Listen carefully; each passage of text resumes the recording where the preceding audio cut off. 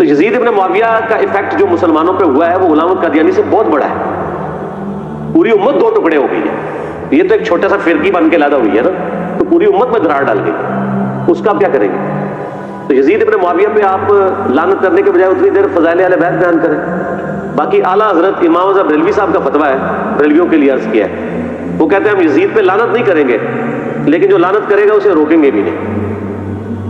ہم سکوت اختیار کریں گے کیونکہ امام حنیفہ نے سکوت کیا, اور ہم یزید کے کفر کے معاملے میں بھی سکوت اختیار کریں گے. اور انہی کے بڑے بزرگ امام غزالی تو بہت آگے چلے گئے. انہوں نے کہا کہ یزید سے کوئی قاتلین نے حسین ہونا ثابت نہیں ہے, الٹا جو کوئی ایسا کرتا ہے وہ جھوٹی تہمت لگاتا ہے, اس پہ تہمت لوٹ آئے گی. تو پوری بریلوی جو ہے وہ امام غزالی ختم کر گئے. حالانکہ ہم تو ان کو اپوز کرتے ہیں کہ وہ غلط انہوں نے بات کی ہے, لیکن ظاہر ہے کہ وہ چونکہ شیعہ کے خلاف کھڑے ہوئے تھے امام غزالی, تو اس کا ٹسل کا الٹیمیٹ یہ نتیجہ نکلتا ہے کہ آپ پھر معاملات میں غلوب کرنا شروع کر دیں. نبی علیہ السلام نے لعنت کرنے سے, یعنی بخاری مسلم میں درجنوں احادیث اس پر گواہ ہے کہ آپ نے کسی بھی کلمہ گو پہ لعنت کرنے سے بائی نیم مینشن کیا ہے, منع کیا ہے مینشن کر کے. آپ جنرل کہہ سکتے ہیں کہ قاتلین حسین پہ اللہ کی لعنت, یہ کریں. ڈاکٹر ذاکر نائک نے خود کہا میں آج کی ڈیٹ میں جس نے رضی اللہ عنہ بھی کہہ دیا تھا, پھر بھی اس نے کہا کہ میں قاتلین حسین پہ لعنت کرتا ہوں. تو رضی اللہ عنہ تو خود ہی اس نے ختم کر دیا نا اپنا, یزید کے لیے جو کہا تھا. جنرلائز آپ کر سکتے ہیں, وہ تو قرآن میں بھی آیا ہے, جو حق چھپاتے ہیں ان پہ اللہ کی لعنت اور تمام لعنت کرنے والوں کی لعنت. سورۃ البقرہ آیت نمبر 159-160. لعنت اللہ علی الکاذبین, جھوٹوں پہ اللہ کی لعنت, ظالموں پہ اللہ کی لعنت.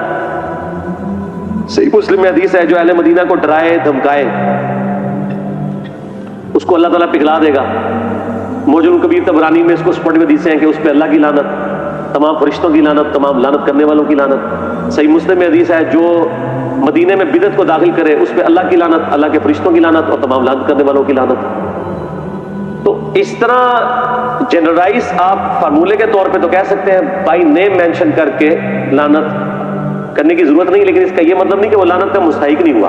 آپ جھوٹ بولیں گے تو میں آپ کو لعنتی نہیں کہوں گا, میں یہ ضرور کہوں گا کہ آپ نے جھوٹ بولا ہے اور قرآن میں جھوٹے پہ لعنت آئی. تو یزید نے ظلم کیا ہے, قرآن میں ظالم کے اوپر لعنت آئی ہے.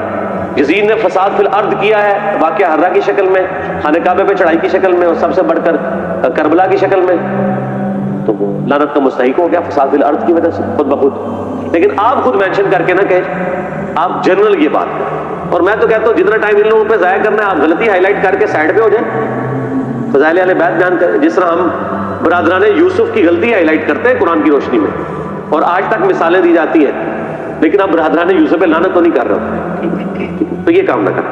اچھا, یزید کے ساتھ بہت سے لوگ نا لفظ استعمال کرتے ہیں پلید کا, یزید پلید, فاسق, فاجر, زانی, اس طریقے کو کہنا کیا مناسب رہے گا؟ پلید تو ہے نا, جس نے پلیدی تو کی ہے. اور یہ زیادہ تر اعتراض اس پہلے حدیث کریں گے تو ان کو بتائیں گے آپ کے جو بزرگ ہیں نا انڈیا پاکستان بنگلہ دیش میں, شاہ اسماعیل دہلوی جنہوں نے تقویۃ الایمان لکھی ہے, ان کی کتاب چھپی ہوئی ہے تذکیر الاخوان ما تقویۃ الایمان, آرام باغ کراچی سے, میرے پاس وہ پڑھی ہوئی ہے. ہم نے جے پی جی بھی اس کا ایک کلپ میں لگایا تھا. وہ تو جب بھی یزید کا نام لیتے ہیں تو لکھتے ہی یزید پلید ہے,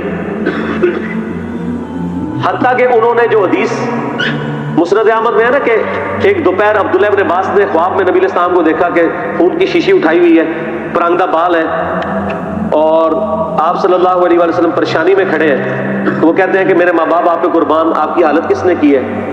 تو وہ نبی صلی اللہ علیہ وسلم ان کو جواب دیتے ہیں کہ آج میرے حسین اور اس کے ساتھیوں کو قتل کر دیا گیا کربلا میں صبح سے ان کا خون جمع کر رہا ہوں. یعنی ایک تمثیل اللہ نے ایک خواب دکھائی. تو ابن عباس کہتے ہیں میں اٹھا, میں نے وہ دن اور تاریخ نوٹ کی, اور بعد میں خبر ملی, ظاہر انٹرنیٹ کا دور نہیں تھا, کچھ ہفتے بعد خبر آئی کہ اسی دن حسین ابن علی کو شہید کیا گیا تھا. اس حدیث کو نقل کر کے شاہ اسماعیل دہلوی تذکیر الاخوان ما تقویۃ الایمان میں لکھتے ہیں کہ یہ حدیث اس بات پر گواہ ہے کہ نبی صلی اللہ علیہ وآلہ وسلم اللہ کی جنتوں میں حسین ابن علی کی شہادت کے اوپر غم زدہ ہیں. اور وہ یزید پلید, بار بار یزید پلید کا لفظ لکھتے, تو وہ پلیدی تو اس نے کی ہے. تو اگر کوئی اس کے لیے فاسق بھی استعمال کرے, فاجر بھی, ان کو چھوڑ دیں. سنن کبریٰ البیہقی میں عمار ابن یاسر کہتے ہیں اہل شام کو کافر نہ کہو بلکہ کہو یہ فاسق اور ظالم ہے. اگر صفین لڑنے والے جن میں اصحاب بھی شامل ہیں, عمار ابن یاسر, سلف کا فہم, اس سلف کا فہم کہ جس کے بارے میں بخاری میں حدیث ہے عمار کی زبان کو اللہ نے شیطان سے محفوظ کر دیا، صحیح بخاری میں۔